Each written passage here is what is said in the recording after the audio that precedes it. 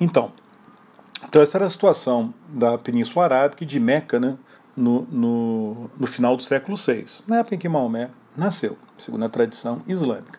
Meca era uma cidade-estado, onde existia esse templo, a Kaaba, que segundo os muçulmanos foi construído, né, para ser um local de culto monoteísta, né, em torno da Pedra Negra, uma lembrança, né, de Deus, mas com o tempo a Kaaba perdeu o seu significado original, foi desvirtuado e virou na prática um templo politeísta, né? Os comerciantes em Meca, segundo a tradição, ganhavam dinheiro com isso. Por quê? Porque a Kaaba acabou atraindo peregrinos politeístas de várias partes da Arábia, que em caravanas iam para Meca rezar diante do seu Deus, do seu ídolo, da sua estátua, lá na Kaaba. Esses peregrinos passavam uma temporada em Meca, gastavam dinheiro com hospedagem, com comida, compravam uma lembrancinha e tal. Então aquilo levou a uma prosperidade comercial em Meca, segundo a tradição islâmica, né? Então, para os comerciantes de Meca, interessava manter a Kaaba como um centro de politeísmo, porque eles ganhavam dinheiro com esses peregrinos. É um dado importante para a gente poder entender o que aconteceu em seguida. Muito bem, foi nesse contexto, então, que nasceu Maomé. Ele nasceu no ano 570, vocês estão vendo aí que a data está errada, né? 570 a 632. Não é 532, não, é 632. Tá? Ele viveu 62 anos. Maomé é conhecido também como Muhammad, que significa louvável, né? Maomé ele era um comerciante, mas seguidor do monoteísmo, que vivia em Meca. Ele pertencia a um clã, a uma grande família chamada Hashemita, que era parte daquela tribo coroaxita, né, que controlava a cidade. Segundo os muçulmanos, Maomé foi escolhido por Deus para ser o seu mensageiro e o último profeta, em uma linhagem que inclui, olhem só, Abraão, Moisés e Jesus.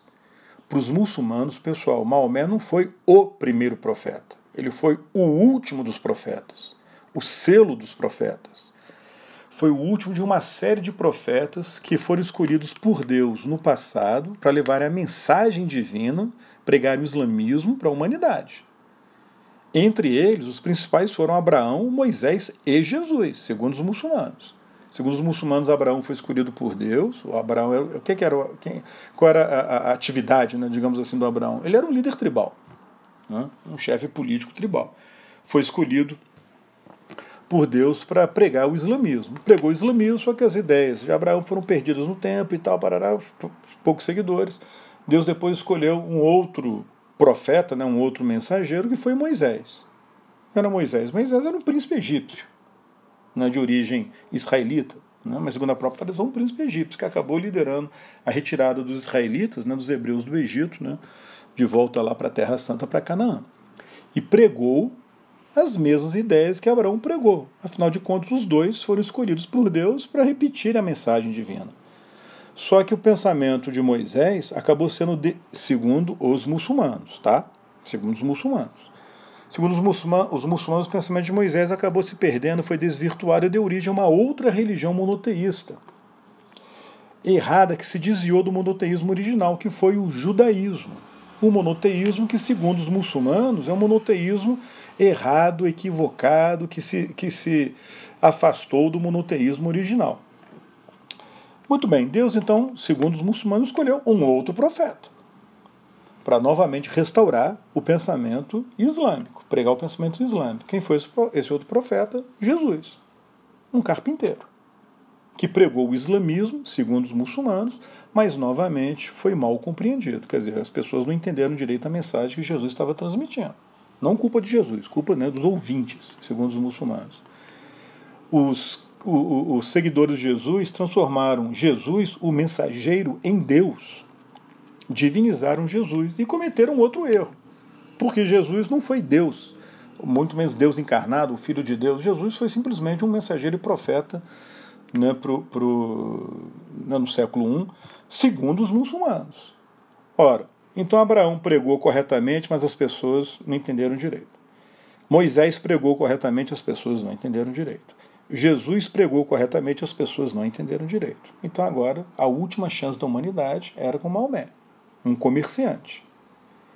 Deus havia escolhido um líder tribal, escolheu depois um príncipe, escolheu depois um artesão, um carpinteiro, e agora estava escolhendo um comerciante, que era Maomé, para pregar a mesma mensagem que no passado Abraão, Moisés e Jesus haviam pregado, segundo o pensamento islâmico.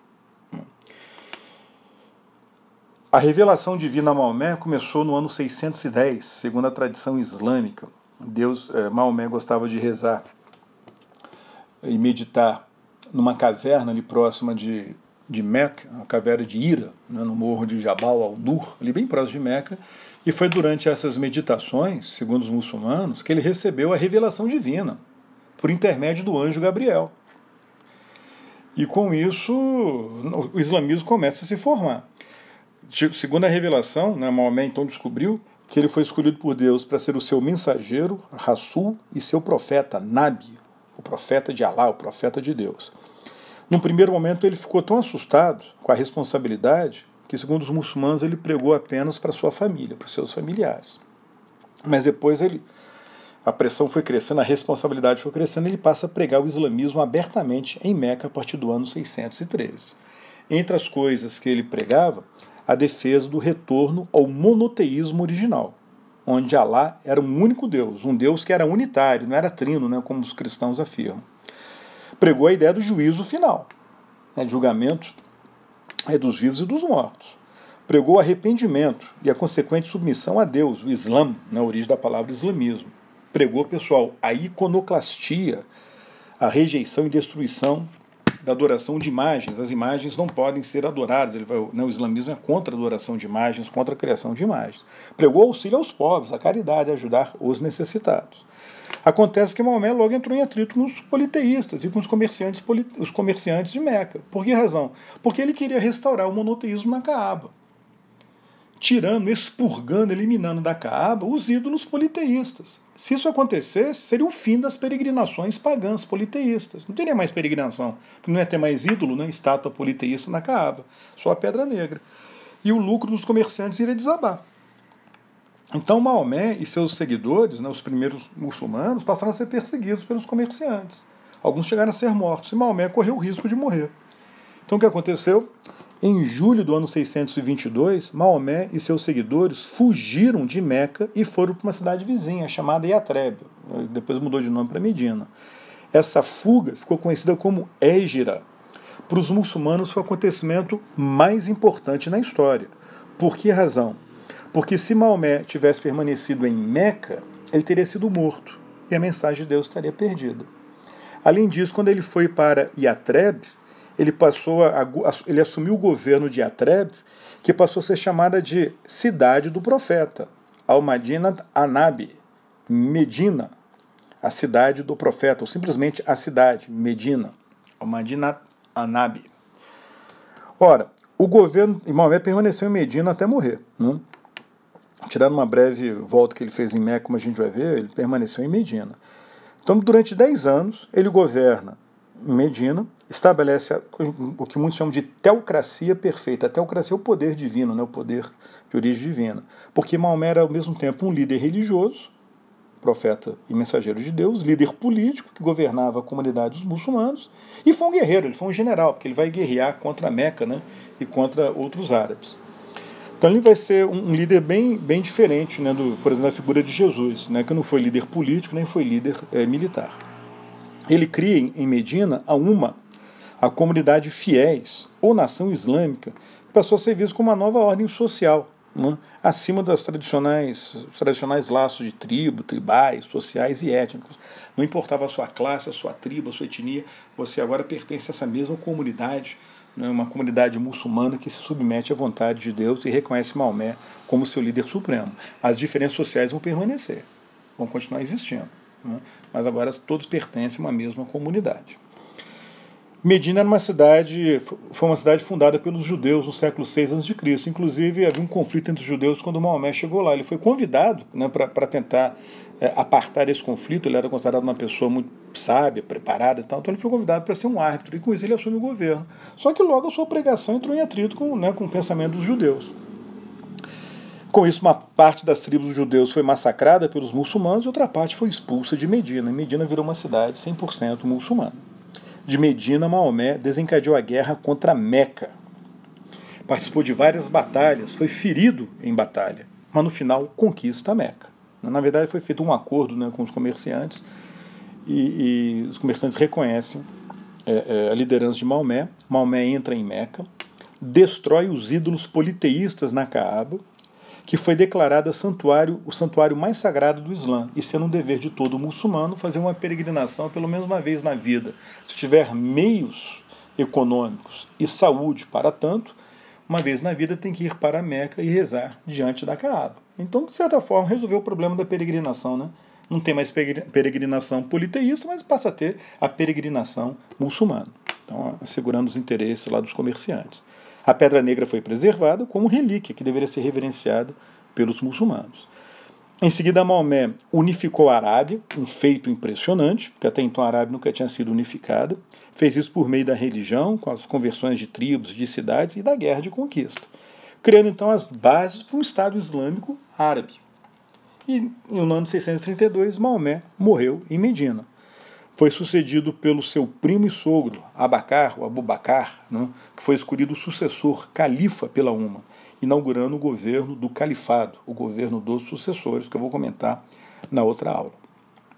Aqui, ó, vocês têm uma imagem de Meca hoje. Olha só, a multidão fazendo a peregrinação na Caaba. A Caaba está lá, pequenininha ali, escondida no meio daquela multidão.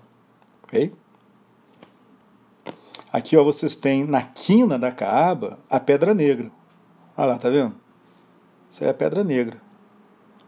Em volta aí desse invólucro. Aqui mais de perto. Os muçulmanos se aproximam da Pedra Negra e tal. E aqui vocês têm uma imagem da Caaba por dentro, que virou então o principal centro dos muçulmanos, sendo o dever dos muçulmanos rezar na direção de Meca. Jejuar, rezar na direção de Meca. Vou falar mais sobre isso na próxima aula. Ok? Tudo bem? É isso aí. Então, na aula que vem, a gente fala mais sobre o islamismo, falar sobre a expansão islâmica e mais detalhes sobre a fé islâmica. Até a próxima, então, pessoal. Tchau, tchau.